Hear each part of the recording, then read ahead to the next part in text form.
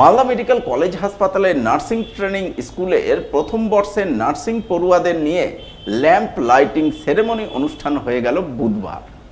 এদিন এই অনুষ্ঠান আয়োজন করা হয় মালদা মেডিকেল কলেজের প্রশাসনিক ভবনের কনফারেন্স রুমে।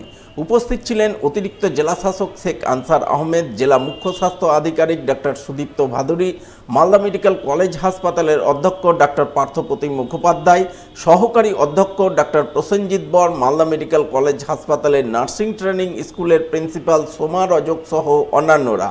তাদের সকলের উপস্থিতিতে এদিন ল্যাম্প লাইটিং সেরেমনি অনুষ্ঠিত হয়। অনুষ্ঠানের শুরুতেই প্রথম বর্ষের নার্সিং ট্রেনিং পড়ুয়ারা তাদের পথপ্রদর্শক ফ্লোরেন্স নাইটিঙ্গেলের প্রতিকৃতিতে শ্রদ্ধাঞ্জলি নিবেদন করেন। এরপর সকলে মিলে হাতে ল্যাম্প নিয়ে আগামী দিনে অসুস্থ মুমূর্ষ মানুষকে সেবাদানের মাধ্যমে সুস্থ করে তোলার শপথ গ্রহণ করেন বলে জানা গেছে।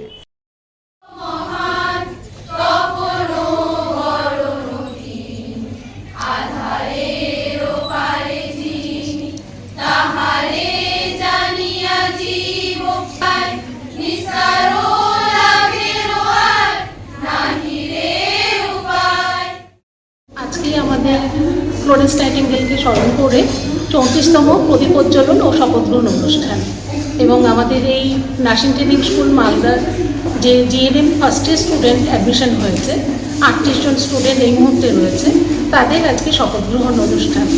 টোটাল কতজন স্টুডেন্ট আছে? এখন এই মুহূর্তে আমার স্কুলে first year, second year, third year মিলে 125 জন স্টুডেন্ট রয়েছে। টোটাল আমাদের প্রত্যেক বছরে 50 জন করে স্টুডেন্ট অ্যাডমিশন হওয়ার কথা এবং সেখানে অ্যাডমিশন হয়। কিছু তারা অন্যান্য প্রফেশনে চান্স পেয়ে তারা চলে যায় বা এএনএমে চান্স পেলেও, যেহেতু এএনএমে এখন চাকরি রয়েছে, সেই জন্য অনেক সময় জিএনএম ছেড়েও এএনএমে চলে যাচ্ছে মেয়েরা।